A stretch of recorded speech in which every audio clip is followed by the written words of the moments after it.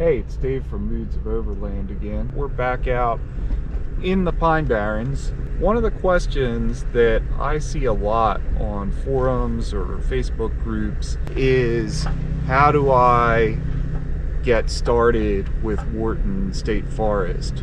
What do I need to know? How do I go about exploring the forest? And today we're going to talk a little bit about that. Buckle up and we'll answer some questions about Wharton State Forest and the Pine Barrens.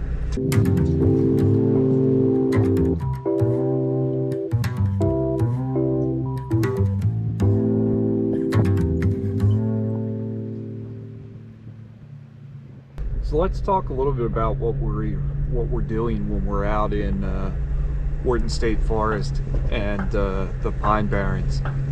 People will talk about off-roading, and a lot of times I think they mean that to be synonymous with being off of paved roads, but let's be clear that this is not off-roading.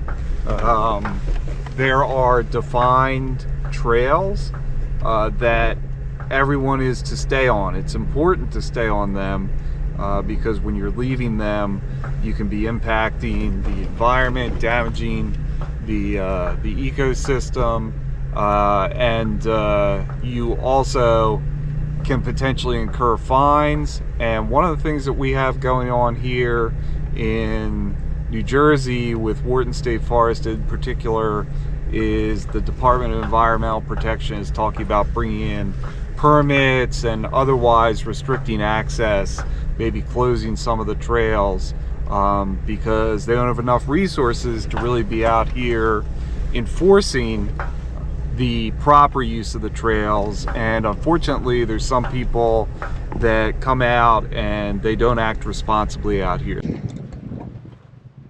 Only out here with somebody like camping right here on the right. Yeah, they were like with their kids, like just hanging out doing water stuff.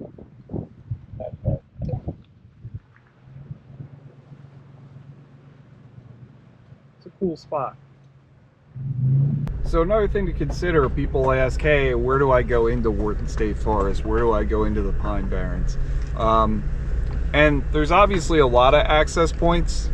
The Atzian Lake or Atzian Mansion Ranger Station is a good one, particularly if you're in the Philadelphia, South Jersey area.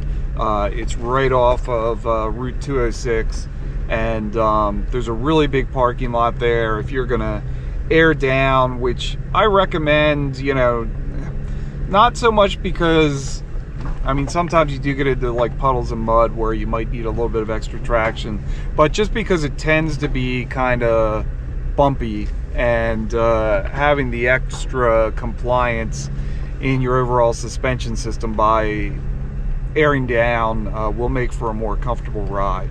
You know, one of the other things that's advisable is when there's a go around to take it.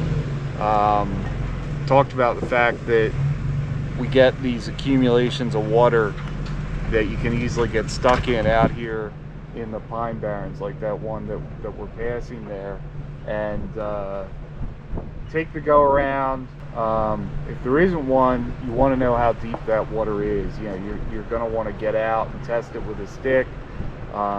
Make sure you know the fording depth that your vehicle is rated for, and you know, if you decide you're just going to plunge in, have somebody with you who can potentially pull you out.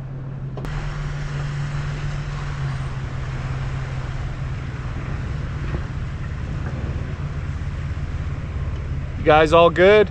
Yeah, we're good. Just got stuck in that pit there, huh? Yeah. So there we have a perfect example of why you want to be prepared when you're out in the pines in Wharton State Forest. That couple there, they were doing some stuff right. You know, obviously they were traveling with a couple of vehicles. They had some recovery gear. I don't know what their situation was in terms of, you know, food, water, what have you, but the challenge they had was they only had a tow strap, which isn't really good for recovery, right? You want a recovery rope, preferably a kinetic one. So we had stopped to get some drone shots, and they hadn't gotten themselves out of that mud hole. So Bill and I went back over there to see if they were okay, and we ended up loaning them my kinetic recovery rope, and that popped them out pretty quickly.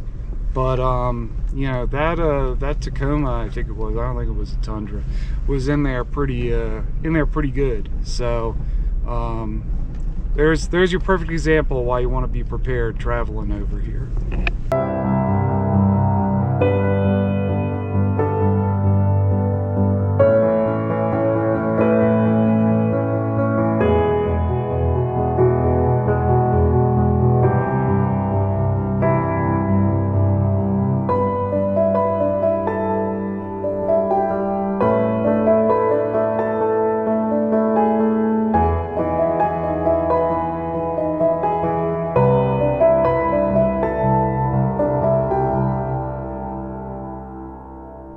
So one of the other things we got to talk about when we talk about navigating Wharton State Forest and the Pine Barrens is the navigation, right?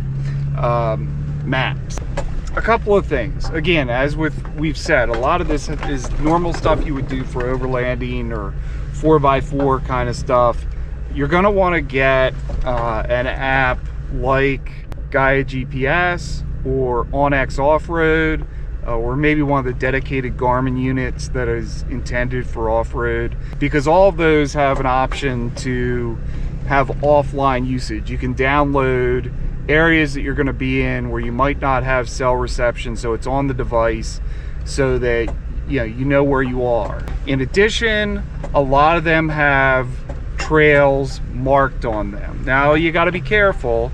Sometimes something that they think is a trail, may not be. Conditions can change, or their information may not be good, but in general, you're going to at least know where you are and how that connects to other trails in the forest. I'm using OnX here today, and you can see that on there they have things that they consider to be sort of trails that are safe to use, marked in green, and we're generally following those. The other thing I'm going to recommend to you over here, I'll drop a link in the description of this video, and get the Trans New Jersey Trail GPX file, and have that as a reference point. That can generally be considered a relatively easy and safe path through the forest, and should you get yourself lost or anything of that nature, you can get back by navigating to the Trans New Jersey Trail.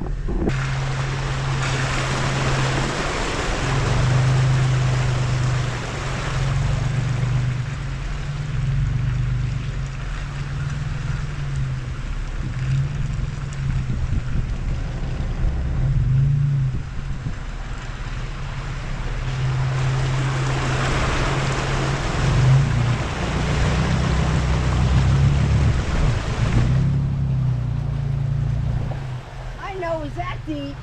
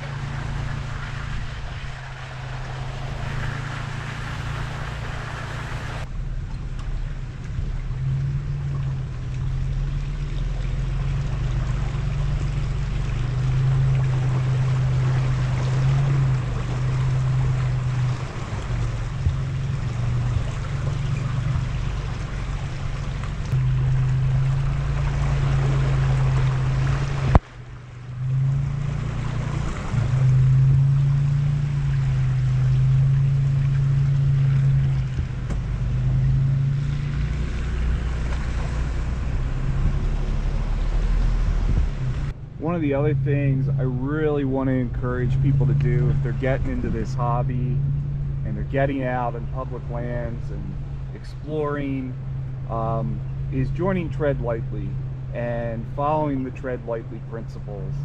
They work as an advocate to help preserve our access to these trails and these public lands. In any case, if you enjoyed the video, and I hope that you learned something, I'm Dave from Moods of Overland. Please consider liking, subscribing, sharing.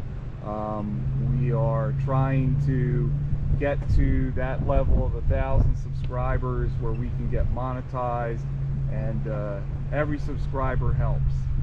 So thanks for watching, and we'll see you out on the trails again soon.